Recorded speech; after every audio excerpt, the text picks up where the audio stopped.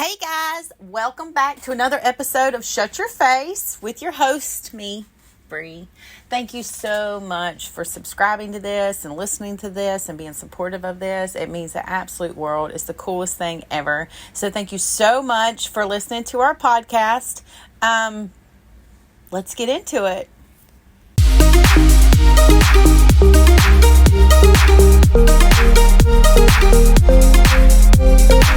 So now we are live. Now, Miss Melinda. Yes. Thank you so much for coming on to the podcast and talking to me. I caught you on Facebook with your post and the bit post, the whole biker chain bit post, which was hilarious because we got to talk about how people get so riled up, like they get really. Yes, they do. And you tell me a little bit about how, like, what made you post that, and kind of just like what is your thoughts on having to deal with that type of those people? So I genuinely like stirring the pot from time to time because that's just my personality, and I ride in a lot of bits that are deemed like way too much. Now, background on that, I grew up riding tennis walking horses, saddlebreds. I've done show jumping, English. I've done the hunter jumping. I've done Arabians. I've done the cutting, the reining. You name it, I've done it. So my hands have been on hundreds of horses, hundreds of bits. There's a feel that I like, and I gravitate towards a bit with just a little bit more bite because I do ride really soft. Like, I gravitate more towards the cutting. I was really good at cutting. My sister was really good at English. So cool. I was so good at cutting because I didn't touch a horse. And so I learned early on that I need to have a harsher bit because I won't touch them. Like, I just kind of like wiggle my rein at them, and you have to have kind of a bit that allows you to do that. So with that, I have this, yes, ma'am, bit, and my girlfriend who's boyfriend, they also have a mule mouth type bit. It's bike chain as well, but like, we don't know who made it. It was somebody at the Lazy E who made it. We cannot get a replica of it, but that bit actually made me find the Yes Ma'am bit. And I've ridden, oh God, a ton of horses. And I mean, like, not your like hard-mouthed horses you would think. Like, I ride a lot of the Streak of Flings and Heavens, and so like super like light-mouthed, you don't touch them kind of horses. And so I got that bit and I started putting it on my horses. I had a couple of outside horses that were like Corona Cartels and a Streak of Flings, and like they all just like, that was like, I fixed so many problems with that bit. And so I'm like, I made a post last year about it, and in that time period a lot of people had reached out. They're like, we want a replica of it. And I'm like, well, I was like, JD Morrow is probably one of the best at doing replicas of bits. I was like, let me see if he could make some. Well, he made a couple for me. I had a waiting list, basically. He made me two. I leased one out, and then I actually just sold one. But basically, anybody who was like, oh, we want that bit, and I was like, just contact JD. He will make you one in like 2 weeks. It's ridiculous how fast he can make a bit. So I made that Facebook post again, because I already knew after the Billy Allen Flayhardy that I ride in, that like blew up. That bit blew up, and people were like coming for me. And I'm like, if you think that bit looks harsh, I'm gonna show you a bit in my collection that, like, yeah, it looks nasty.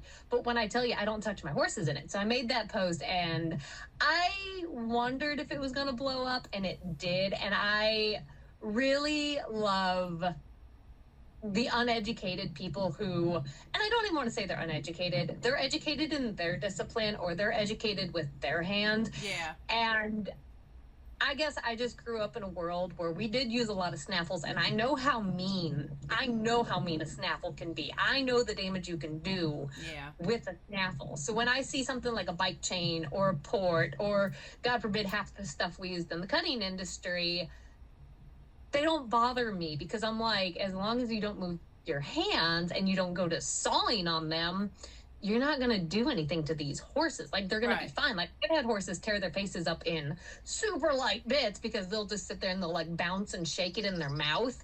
And that'll cause more damage than anything like a heavy weighted port or my bike chains or anything like that. So it's like you have people that you have 9-horse people into 2 categories: the ones that want to learn and the ones that refuse to listen. And yeah, and I find it's always like the English people. Like, I don't want to single out the English people because my sister and my niece are like very big hunter jumpers. Like, my niece won the pony nationals this year on a pony she trained. Cool. So like the English is still in my blood, but it's that world. And it's interesting because they do ride a lot of like double bits or double reins, and they're the ones who have a problem with like a bike chain. And I'm like, okay. That doesn't quite add up. It doesn't.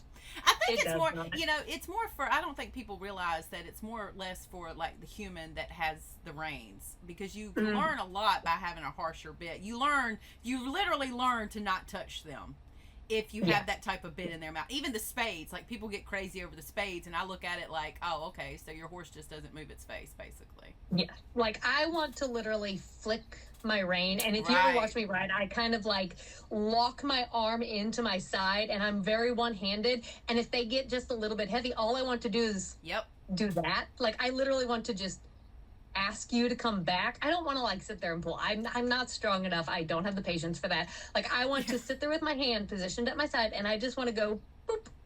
Yeah. And that's all I want. Yeah, but people just don't. It's like when you try to tell them that, though, they want to either argue with you when they have no reason to argue with you, or they just don't want to listen. Even like, there's this TikTok that I happen to see. This girl, she's grooming her horse, right? Like, and he's probably. Did you see it? I don't know if you saw it. I don't. God, I watch too many TikToks. I love TikTok, dude. TikTok is savage. Y'all think Facebook is mean. TikTok is a whole. Everybody's like, oh, you should be TikTok famous. I'm like, I don't know if I'm tough enough for that. I don't know if I'm tough enough for that. I can handle death threats on Facebook. TikTok is mean. She's literally. He's probably no more than 2. He's young. He's a young horse, obviously, and she's just grooming him, right? And she's doing what you would do, I would do. He turns around and he goes to nip at her, and she just pops him in the face. Like, she just pops him. It's not that hard, really. She just pops him. I would have done it. I probably would have popped harder, because I don't think people quite understand. Like, you can't treat these animals like little kitty cats and doggies. Like, you don't hug them and love them. Like, you have to have a level of respect. If you don't, you're going to get hurt. And she didn't have a lot of people come at her, but she did have the normal comments of, don't do that to the horse. Okay, well, what? Those same kind of people that made me realize a long time ago, I won't post my child on Facebook, because that's what you can critique my horsemanship all day long. If you critique my parenting or like try to tell me what I should do with my kid, right. It's not going to go well. Like, you can tell me I'm the world's worst horseman. There is nothing you can say to me about my horsemanship that I don't say to myself on like a pretty daily basis. Like, I'll be sitting out there in the arena like huffing and puffing with a horse, and I'm like, why am I doing this? I'm so bad at this. Oh my god. And then it like comes together and you're like, oh, that wasn't so bad, let's get another. Right. Yeah, horses is basically like being proud of yourself and wondering why you're doing it at the same time. Insanity, basically.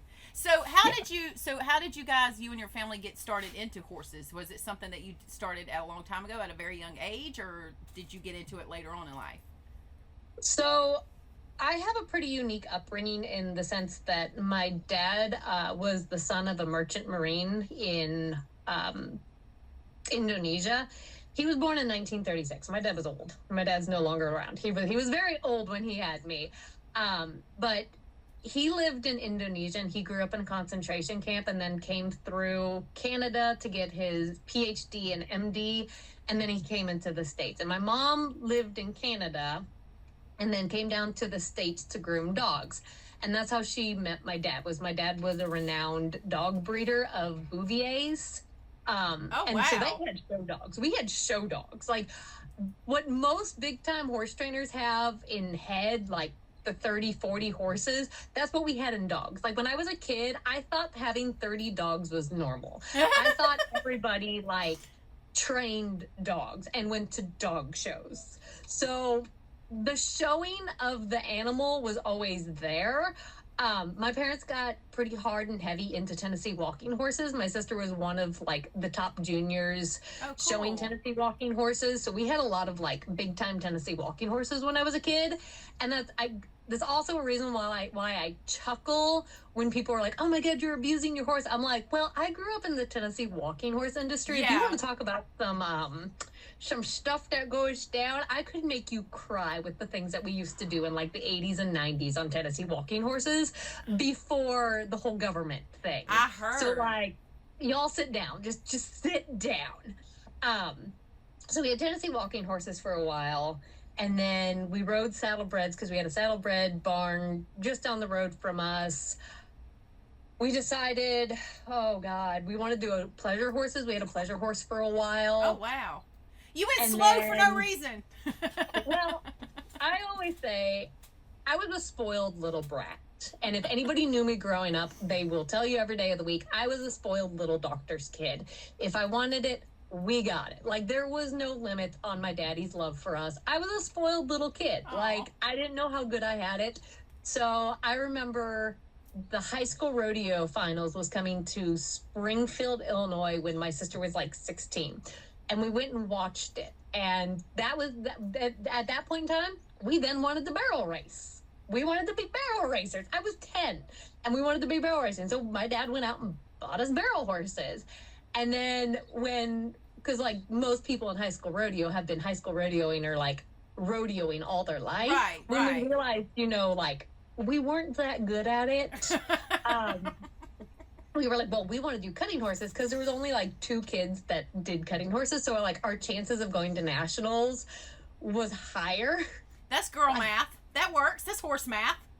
So Dad went out and bought us a cutting horse. And so then we did the cutting. Well, in the process of doing the cutting horses, we also still had the barrel horses. And then I always joke and say, I would still be doing the cutting horses, except for when Daddy died and Daddy's doctor money ran out. I realized I had to pay for all of this, and barrel horses were really cheap. And all I had to do was beat a clock and not be friends with judges. So I was like, I can do that. Yeah. So yeah. I had to take the barrel racing route, which I'm okay with that. You know what? That's funny you brought that up because you are right. You do have like 2 sets of types of disciplines. You have the ones that are judged, and then you have the ones that basically have a clock, and that's it. Like there's no question.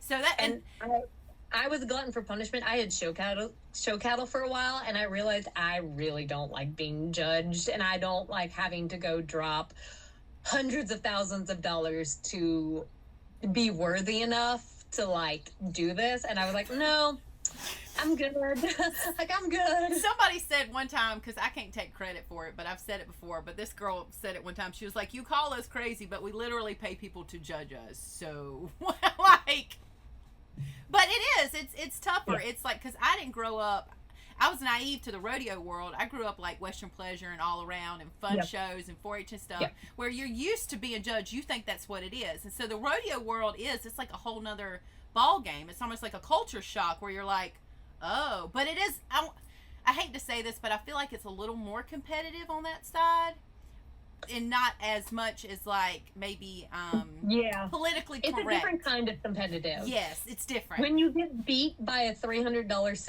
sale barn pony and you're riding like a $30,000 horse, you're like, well, shit. Yeah. Like, okay. All right.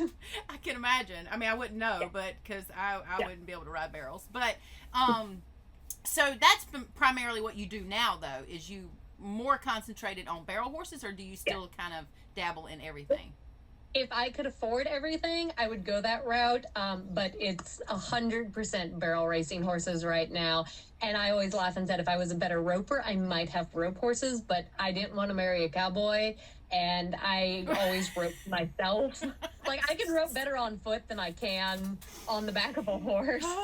So I always giggle because I'm like, I could have had some really nice rope horses, but like I had to go with the I don't want to say barrel racers are not talented, but I am not talented to have any other discipline. I had to go with barrel horses. Did you see the mare that sold for 1.7?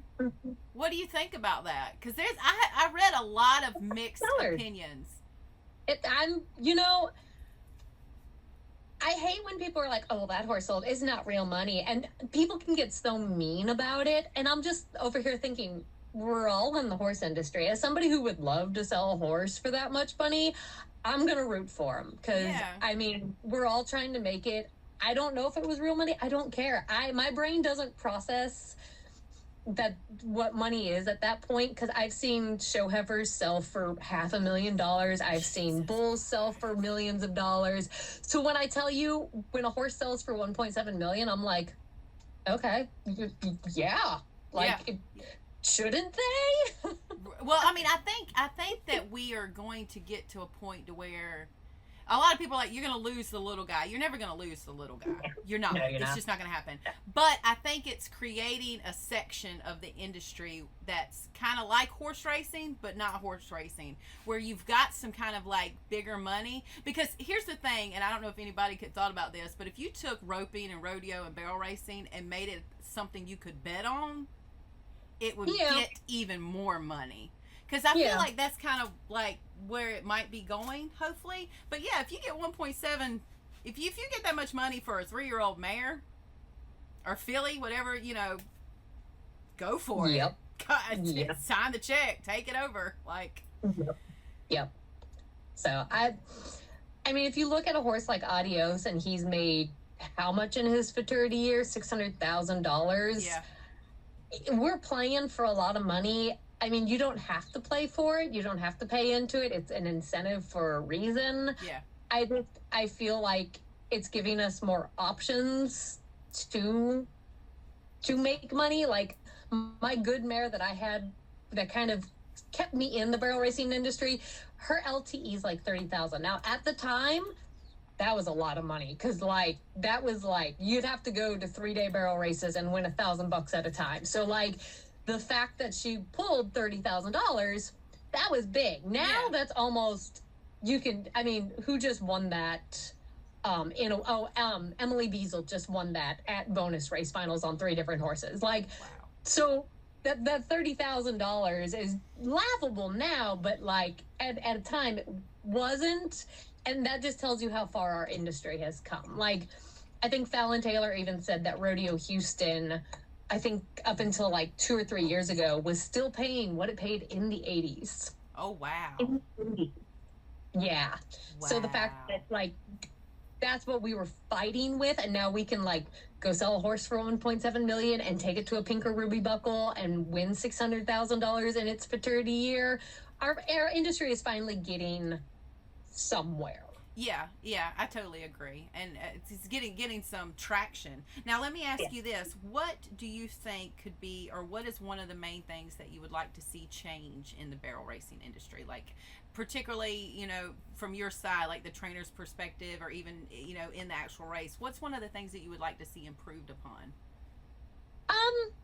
Having grown up in the cutting and English world, I think having trainers, having a barn that you ride with is something you can't replace.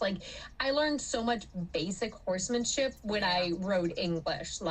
That was, you had to learn how to ride your horse, you had to learn collection and rate and all the basics, and then you got to go over jumps. And even at that point, it was rails on the ground, and you worked your way up. And I feel that's the one nice thing about the barrel industry, is you don't really have to have horsemanship. True. I dare say that. But there's still a time for it. I think if the world had more horsemanship, bits like my bike chain wouldn't be so oh my God. Right. It would be, oh, well, there's a place for this. There's a time for this. She's wanting this, and this out of her horse, where there isn't enough horsemanship, and things like that are scary. People don't know how to look at them because we don't have that basic, hey, you worked with your coach and you met criteria A, B, C, and now you've worked up and you can go around the barrels. I even had a barrel racing coach. I had Narita Henderson out of Union, Missouri for years when we were learning how to barrel race, because my dad was like, well, you had an English trainer and you had a cutting horse trainer. Why wouldn't you have a barrel racing trainer? So True. I think that's something our industry would benefit from. But I feel like those top people, it's really hard to get in with them because they are so busy. Yeah. I'm kind of a clinic, bad word. I love going to clinics. I've gone to so many clinics, and that is one thing that I can't encourage enough. I know they're expensive. They're like $800, but to like sit and ride with somebody who has experience, you're going to learn a lot. And even if you just go from like a simple horsemanship, like I could watch Seth Schaefer ride all day. I could literally sit in 100-degree heat and watch that man ride a horse because of his horsemanship. And he came to a clinic with Ashley. Oh my God. I was sold. I was like, this man is God in my eyes, but he just has basic horsemanship, and it's beautiful to watch. And I think if more people were able to work with trainers and get the idea and the feel for it, our industry would change for the better. Yeah, you're right. Because a lot of people have said that having like that English background or even pleasure or that other discipline background helps mold you better in other disciplines. Yes. So what is one thing that, now you mentioned a lot about cutting and all that kind of stuff right there, and that you would like to do cutting. What's probably one of the hardest things you think that you had to overcome mentally as far as riding cutters and stuff? Letting the animal work. People are always like, wow, when you're running a barrel horse, you just trust them. And I think a lot of that goes back to the fact that when you're riding a cutting horse, you're moving your feet, you're moving your seat, and that horse is, when you ride a really good cutting horse, they're really dialed into that cow, but you don't have your hand. You essentially have your hand on their neck. You just have to let it go. Yeah, and that is really trippy to a lot of people to literally have enough faith to just go let their animal work. And that's one of the things in the barrel racing industry I see a lot of is, it's why these girls kind of get the pulling, and it's like, you got to stop. You have to have enough faith in your training that animal is going to go do what you taught it to do and let them work. And it is really hard. It's why my sister didn't do well in the cutting. She had too much English background. And in the English industry, you can use your hands a lot. Yeah. And in the cutting industry, nope, no hands. So yeah, that was still my favorite part, to ride a truly good cutter, and you can just sit there and use your feet and know that they're going to get where they need to get.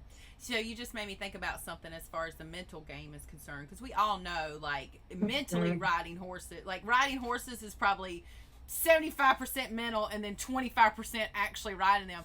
You know, we're all mental, yes. Yeah. But like the fear concept, I think a lot of that probably just derives from fear, wanting to control the animal too much. Yeah. So what would you say is probably a good thing to consider doing to help overcome that fear, whether you're a beginner or you're seasoned, because I have a lot of effort in me. Well, I used to not. And one of my best friends is Randy Prindle, and I swear to God, that girl is so type B, it's painful. She is such a type B personality. I'm a little bit more type A. But she does so well because in her mind, there's always another race. Like, go out there, try it. If it doesn't work, okay, it didn't work, and go back to the drawing board. Right. And it's really, I think it's hard if, like, for Randy, it's not that hard because, like, she's won everything. Like, there's really not much left for her to win. And so for her to just be like, F it. Like, if it's going to work, it's going to work.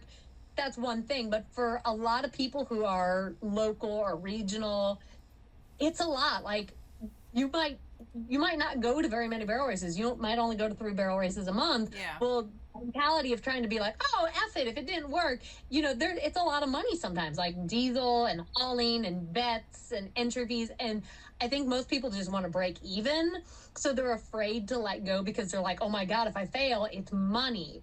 But that's what keeps you from like getting there is you kind of have to have a lot of effort in you. And I know like Ivy Conrado did a podcast a while ago where she talked about like where she was like bouncing back and forth between rigs when she was running Famey, and she's like, I wouldn't even have my boots. Like I'd get to a rodeo and I'd have to borrow my boots, or I'd get out of somebody's trailer in Arizona and be like, hey, are you going this way? And then like jump into somebody else's rig. And the level of like, huh? Yeah. Most people could not do the like whim, the like carefree, like, okay, if it works out, it works out. Because we want to have that control because we want it to go right. Yeah. But you can want something too bad that you actually make it not happen. I've done that a lot, and I have learned over time that you can want it, but there's going to be a level of like, you got to let the universe kind of like put you there. Just have faith that you've done the work, you've prepared yourself, and if it falls into place, it falls into place, or otherwise, it wasn't meant to be, and go on to the next one. It is what it is, right? Ways to not self-sabotage yourself. Yeah. 101. Just say fuck it. So now, as far as what you do, you train full-time. I'm actually more of a stay-at-home mom. My kid's actually asleep in the bed. I have my own horses. I buy horses to train and resell. Oh, okay. I don't love training for the public. I will. The thing I don't love about training for the public is the people. I really don't like people. I can't blame you. That's odd. I know that's odd because of my Facebook presence, but I've just learned people have really high expectations, and if you don't meet those, it's really hard on the horse. Like, I'm the world's slowest trainer. Like, it may take me 6 months to get something. Like, I'm gonna go through everything to make sure we got it. And anymore, people want 30 days that horse to be winning. 60 days, like, and it's just, I don't ever think that's fair on the horse. That's why I will buy them. I'll put the time that I think they need into it. And then when I'm comfortable with them, like, going on and I know they're not going to fail, that's when I sell them. Because at that point in time, I'm like, I've done everything with you. You're going to go on and succeed. That's probably really nicer, actually, to just kind of let it flow the way that it's supposed to flow. Because you probably have a range of different horses. You probably have some that actually do take too long. Then you have some that you probably get and they just get it in like, whatever, 30 days, but you can't. Well, and a lot of problems, and I don't like, this is going to sound really mean, but it's never the horse. Yeah. It's never the horse.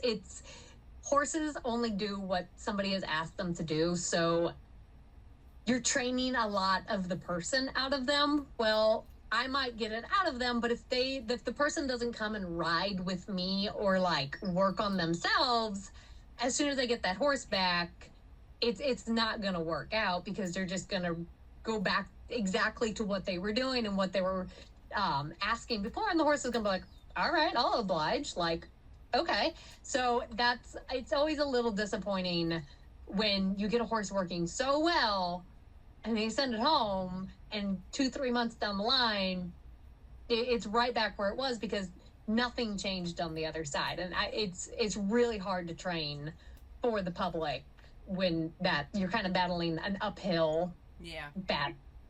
I could imagine that, because I could totally see that, which I've never trained for the public, so I don't know, but it's hard. I set my prices really, really, really high, like stupid high, so that people don't want me to train horses, because I'm like, I don't want to disappoint anybody, and if you're willing to pay me that much money, like, at that point I'm willing to take the gamble. But like, it's really hard to train for the public. Yeah, I can imagine that. Just like I thought that that's funny that you laughed at my post this morning about smart mares and regular mares, because it's like, if it's one thing if you've got a horse that like, this is actually kind of funny. that we're talking about this. I think people tend to come at mares all of a sudden with a preconceived notion of they're going to be mean and they're going to be some type of way. You know, if they'll throw their ears back or they'll have like a hissy fit. I like to call them hissy fits. Like, okay, you're not really calm down. But then you have the ones that really are smart, that will really like make you think, and they'll really like put it to you.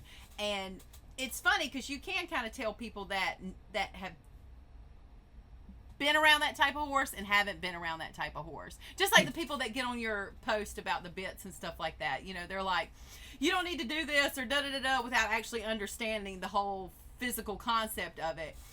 But or riding the horse I might be riding in that bit. Yeah, that's I always laugh because at the end of the day, we're riding race horses essentially. Like in the 90s, we rode a lot of off the track horses before barrel horse breeding was a thing. So like that's where your like Dash to Fames came from and your Corona Cartels, and like, so there was a lot of like run in these horses.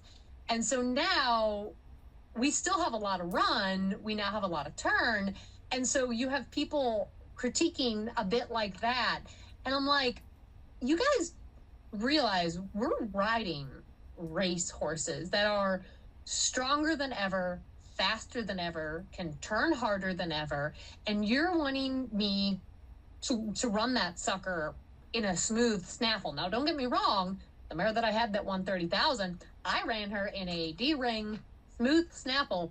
Didn't even know I needed a bit hobble. That's how stupid I was. Didn't even have like a curb, a hobble, nothing. Like, really, a smooth D-ring snaffle could have gone through her mouth. It didn't. I don't know how. But she ran and won a ton. Like, we were reserve world for APHA in a D-ring smooth snaffle. And so I always find it funny when people critique me, and I'm like, I will run and win in whatever that horse requires. Like, I can ride most of my horses without a bridle, but when I'm tuning on them and I need them to do what I'm asking them to do in a split second, I gotta have control. Like, I'm pretty certain my shin is broken because my Heaven mare is actually the reason I started riding her in the mule mouth. At one of the rodeos, she leaned on my inside rein so hard, she smoked a barrel, and I think she broke my shin. Like, I still can't touch it. It's been 3 weeks. Oh, wow. So, like, people just, they don't realize that we are riding rocket ships, and they to do it. What is that big controversy with the whole, obviously I don't know because I'm not like barrel like educated, but there was a big controversy between lifting the leg and not lifting the leg. Like, what is that? Like, apparently controversy is I am not in good enough shape. So yeah, when Emily Diesel comes in there and she's got her freaking legs up by her ears, yeah, I'm gonna hate on her a little bit because I have to freaking ride to my point. Meanwhile, her horses are working so damn well, she just picks her leg up around her ear and like goes about life. That's my hate on it. I'm like, I was like, later in a C-section, I have no mobility in my legs. Like, if I don't put my horse to point A, point B, and then point C, we're gonna hit the barrel because I'm not athletic enough to pick my ear up or my leg up to my ear. But that's what I was thinking. I was like, there's no way I could lift my leg up, so I don't know what y'all are talking about. I don't know what it means. What it really boils down to is, yes, we should always focus on proper horsemanship, but like Stevie Hillman said it the best, the way that she rides at home and the way she tunes on these horses is never going to be the same way that she runs them, because in that split second, if it means keeping a barrel up to win $26,000 in a round at the NFR, she's going to put that leg up over her ears in her mouth to get around a barrel. And yeah, if you're gonna tell me that $26,000, I'm going to be more flexible and pliable. I should be. But it just, a lot of people got their feelings hurt because they're probably not in the shape or can do it like these girls. And yeah, horsemanship should always be what we focus on. But at the end of the day, there's no judge. There's no judges telling us we can't leg lift. There's a timer. And if you hit a barrel, it's a fine. So if it means winning or not winning, yeah, lift your damn leg. Yeah, I would grab my ankle the best I could. I would get that leg up as quick as possible. Pick it up. Like, maybe, I think it's Pelosinick. She, like, leans down and, like, picks up the barrels. And it's like, I'm not built for this. I give it major props, man, because I'm like, there's no way that I could freaking do that. And to be able to think about it in a split second, I mean, obviously you run these patterns day in and day out, because your average person is going to kind of look at it and go, okay, you're running around 3 barrels. Well, it's a little, you got to get a little more technical than that. You know, you're looking at their shoulders, the way you come in, the angle you come in, like all of the things that matter as far as time is concerned. So I give a major props, leg or not. I mean, you know, whatever it takes. Yep. When I've been like 0.01 out of the check at a rodeo, and that 0.01 was probably my horse giving me the extra room to get my fat thigh around. Yeah, leg lifting sounds way more like a way better solution than, you know, that 0.01 second that she gave me to, you know, get my fat thigh around the barrel. Whereas you have somebody like Emily who like lifts her leg up to the air and she can get around it and she beats me. Like, I don't hate on that. I probably need to do that. But I mean, it is what it is. Like when we were showing horses, we got to the point to where we wouldn't even bathe. I mean, we used to bathe every time we'd go to a horse show. We made it a big deal. Like it was a big deal. But then sometimes you just got little fun shows and stuff. And my mare was bay, so I was lucky. I could just brush her, throw some show sheen, and it didn't technically have to bathe her, you know, like, but you get to a certain point, you're like, okay, I probably should have, but I didn't. It's okay. Yeah. Yeah. Now, what is the biggest argument that you find yourself in as far as, or the biggest thing that you find yourself having to explain to non-horse people? Like throughout your career so far, what's probably the biggest thing besides the bit, like just in general? I don't understand because I don't talk to non-horse people. What? Non-horse people? What is that? Where do you get those? Ew, don't touch me. There's a lot of things.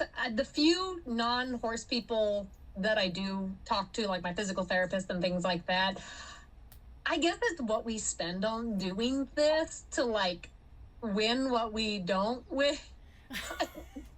They're like trying to make somebody understand, like, oh yeah, you know, I drove 3 hours one direction to kick a barrel over in 15 seconds to get back in my vehicle to drive.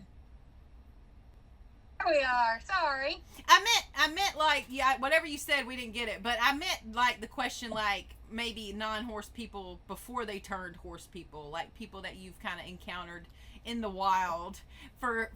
They ask you things about, you know, horses or whatever have you.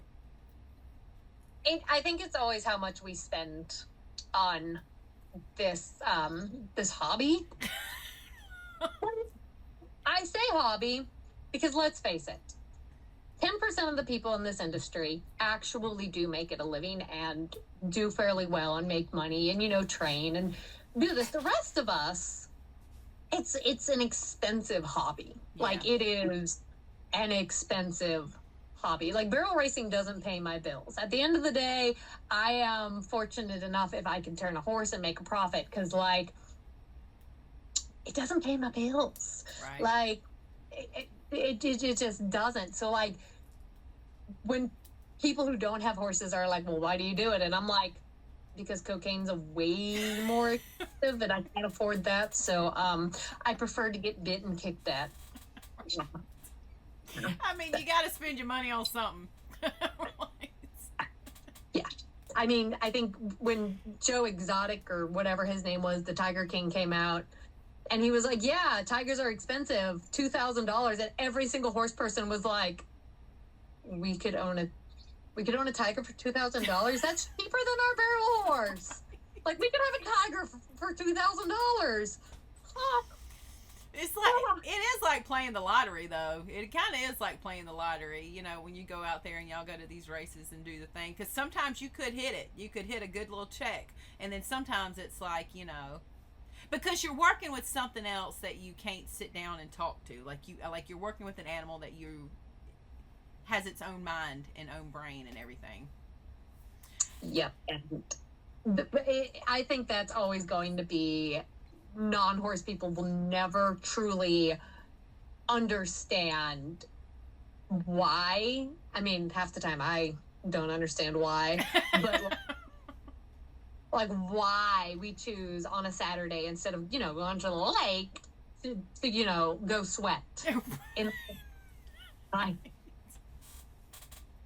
Yeah, I don't think people quite understand that type of heat. When you got jeans on, chaps on, well, you remember, even barrel racers won't get it. You got leather chaps, felt hats, straw hats. You got the full attire on in 90-degree heat, and you're sitting there thinking, why am I doing that? The pleasure horse days when we had the sequins on the chaps and the everything. Yeah.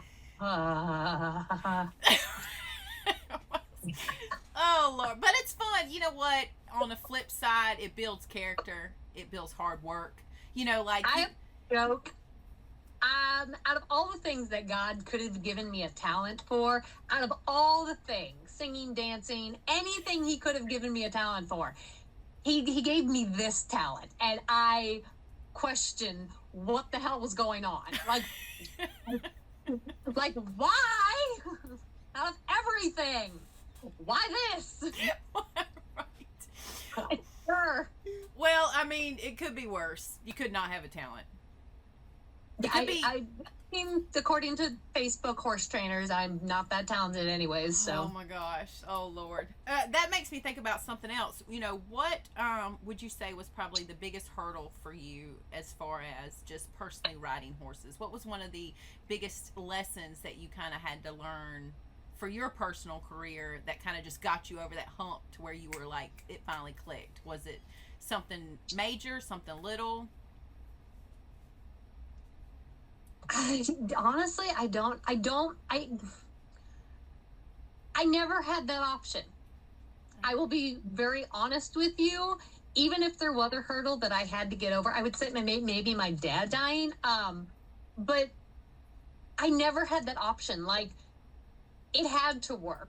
Right. There wasn't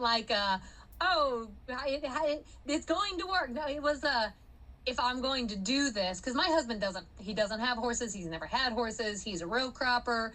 Like, very much, if I don't do well, he's like, why are you doing this? Valid. It's a hobby. It's expensive. Like, if I'm not pulling some money, why are we doing this? So I've always had the, we have to do this. It has to work. And I think that's why I have the bits that I have and the things so, it has to work. There is no backup plan. There is no other option. It has to work. Right. When I buy a new horse, I have a new Heaven mare. She's a 4-year-old. And people are like, well, what if it doesn't work with her? And I'm like, that's not an option. There is no option. I actually, a lot of people know me because I had a pretty bad swayback horse. He was a famous Bugs out of my good mare, and he was really, really swaybacked. And I always kind of joke, but it wasn't really joking. He's one of the only horses I have a full set of x-rays on. And I was looking for, if the horse was uncomfortable, if there was something that was going to prevent him from ever doing anything, it was we will just put him down. I will cut my losses, and I will just put him down. He doesn't need to live a life that isn't going to be successful.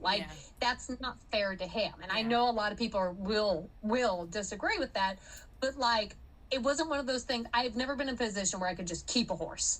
And so he was going to have to do something, but if he wasn't going to be able to do anything and he was going to end up in a kill plant, I would rather put him down and bury him in my backyard. That was... So we determined he was just a swayback. So I worked my ass off with that horse and got him to the point where he was lifting his back and moving. And by the time he was a 3-year-old, because I did this all while I was pregnant with my daughter. Oh, wow. I broke him out when I was pregnant, 5 months pregnant. I climbed on his back. And within 3 days, he was loping around.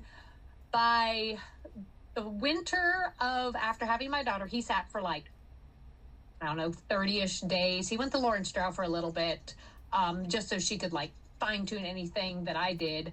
But I got on him the first time he had been to this arena, and he had like 30 days off. Like, this was like first ride back, and I ended up dropping his bridle in the middle of the arena, and I rode him around bridleless and like had him spinning and stopping. cool. And this is a 3-year-old with like 100 rides.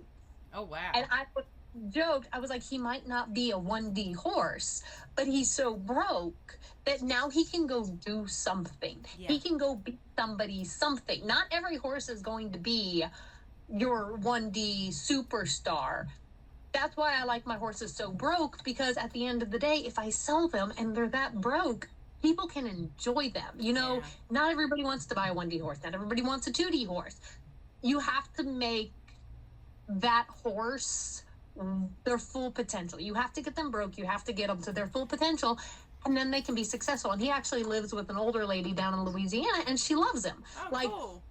but he's not, you know, the 1D standout fraternity horse.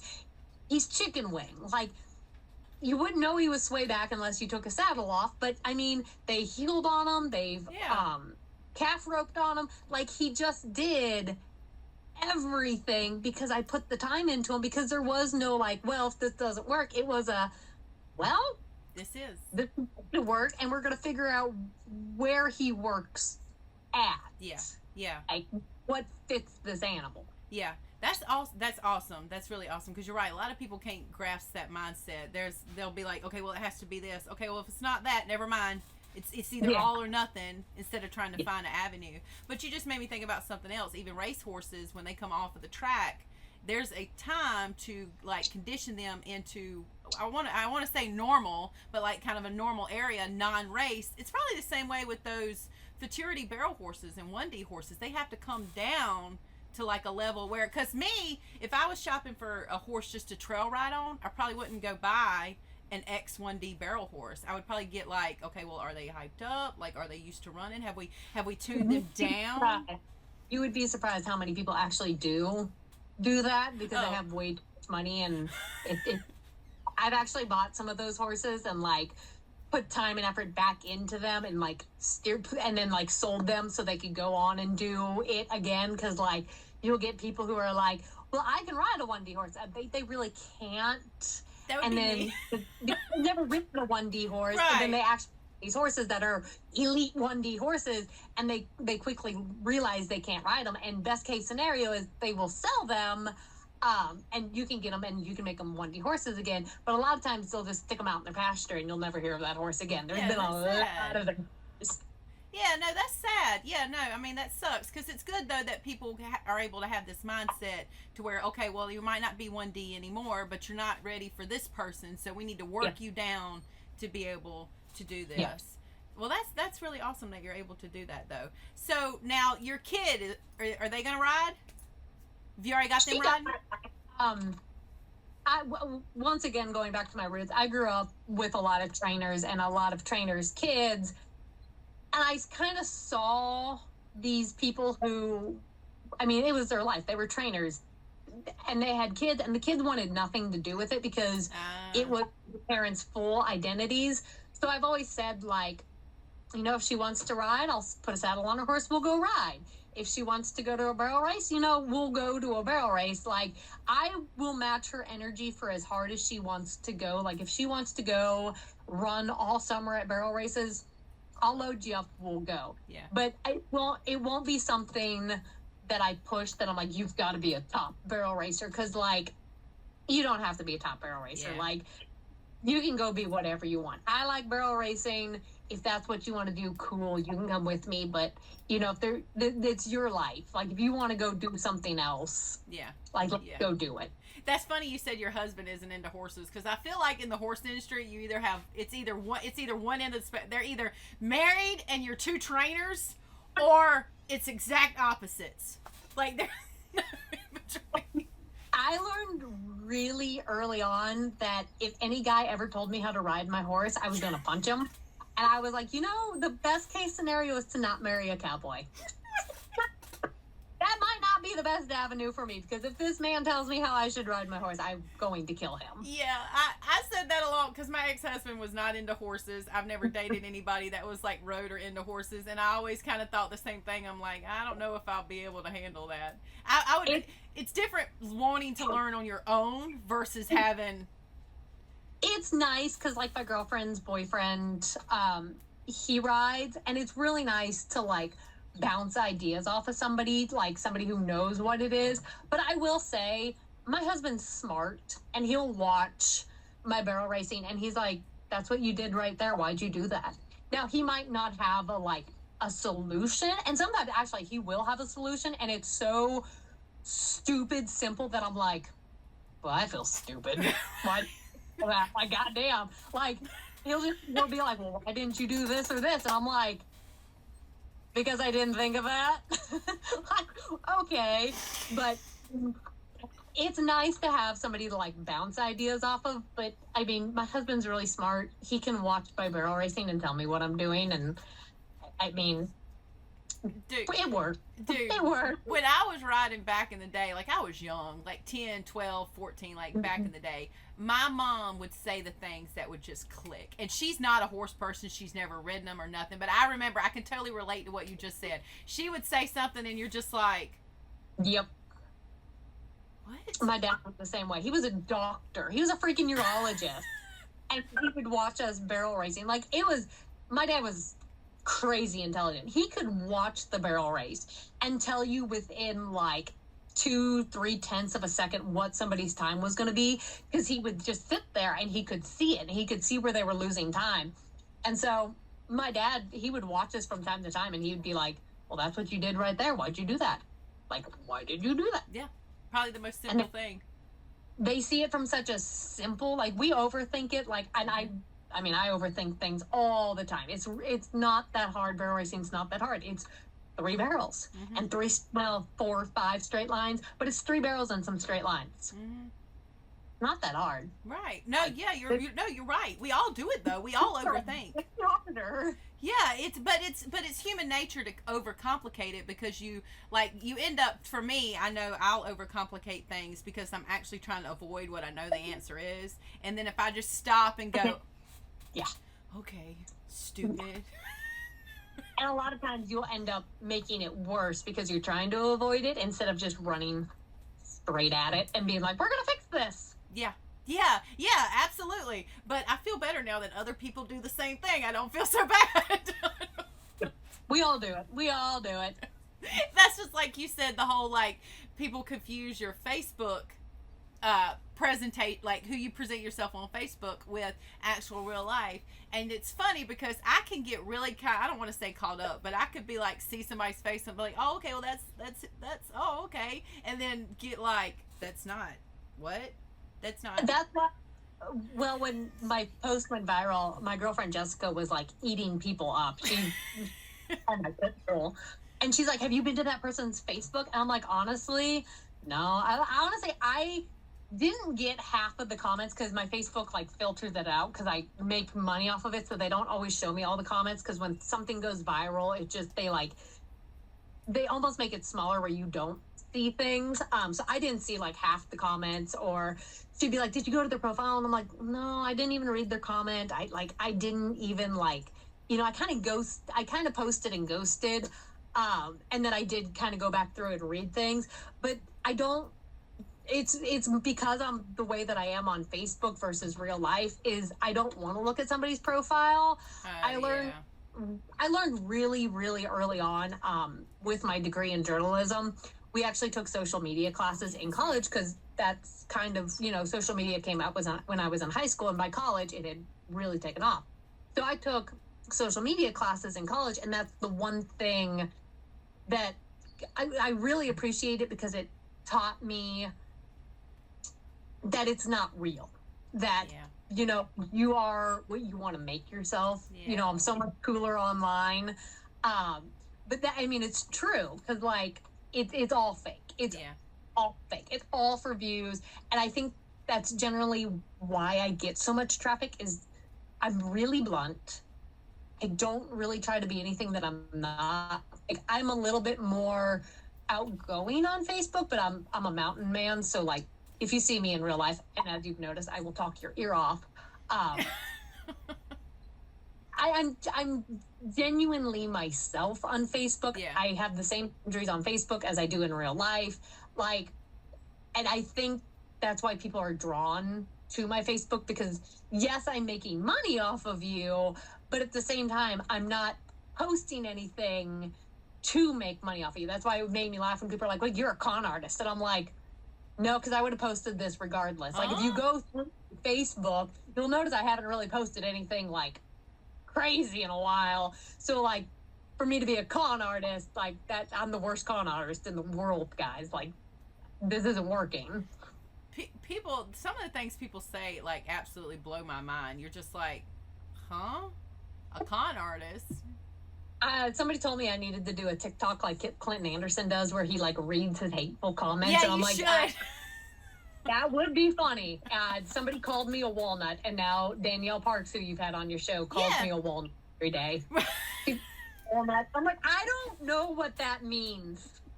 I don't. Is that an insult? Because I really like walnuts.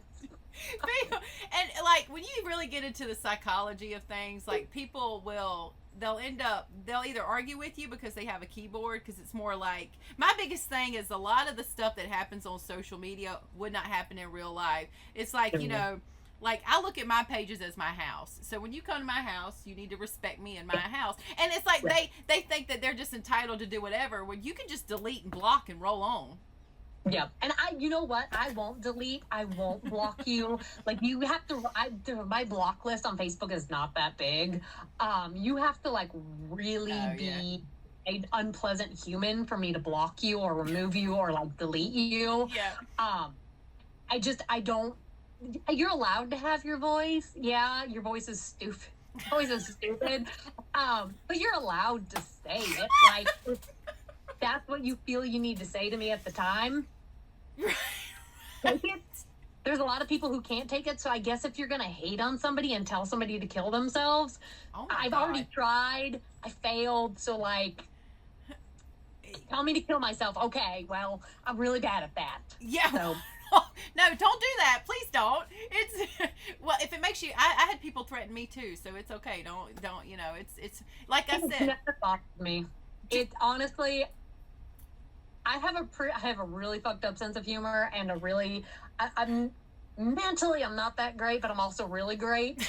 I've been stuff in my life, so I take nothing personally. Like, it's bad how little I can take things personally. Like, you can walk up to me and call me the worst names in the world, and I'll just be like, okay. That's good though. That's good though that you're there. That's what you feel you need to do. All right.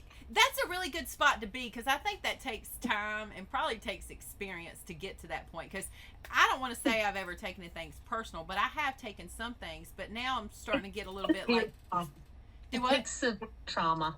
Yeah, you have to really, like what you said, you have to get to the point where, you know what, you're responsible for your actions, not me. You have to look yourself in the mirror every day. I don't. Right. Like, whatever makes you feel better. Now, if you step out of line, like, I've had to like get after people on Facebook who've like bullied or like attacked people who are close to me. Like, if you make that a habit and that kind of becomes your personality, I will step in line and be like, dude. Yeah. Like, that's not okay. But like the random strangers who want to tell me they hate me. Okay, well, I'm going to lay in my pool and eat frozen grapes with my kid. And if you hate on me, okay. Yeah. All right. Yeah. It. Yeah. Yeah. It's just like social media is such a double-edged sword, because it makes it easy for people to do things they wouldn't normally do in real life. Yeah. Yeah. But my kid's not on it. Yeah, you know, I see a lot of people say things like, you know, I wouldn't be on here. I wouldn't be on here if it wasn't for my business. But it also kind of does keep you sane, because, in a sense, because you are, like, I would never have met Danielle or you or half of the other people, you know, that are relatable, and you learn about things that are happening and other stuff. So again, I mean, that's probably anything in life that you have to deal with it, but that's what keeps me sane. I know that they wouldn't do it in real life. They would not pull up to my house and come say it to my face. No, I really hope that they not, Right. but I can't fix stupid. And if you want to pull into my driveway, my little 15-pound Chihuahua, pit bull, bunny rabbit, otter mixed animal will probably let you know I'm here. So if you want to pull up in my driveway, okay. Right. Right.